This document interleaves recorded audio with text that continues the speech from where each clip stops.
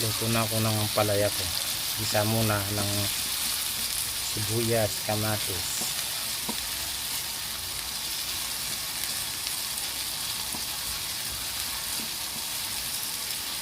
Pakatasin muna natin yung kamatis bago ilagay yung palaya.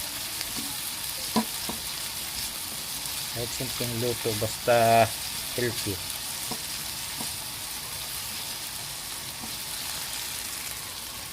Tapos lagay na natin ang ampalaya. Halo-halo muna natin.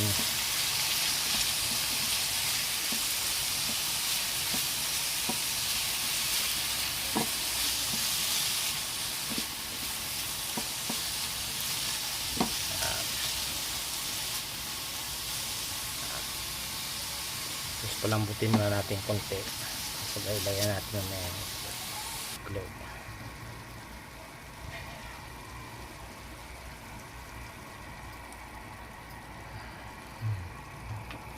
So haluin natin.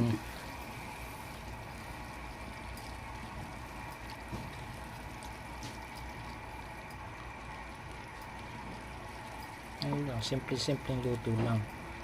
Katulad siyang sahog, basta medyo magisa, okay na. Simpleng luto lang ito mga lods. Okay, bye bye mga lods. Salamat.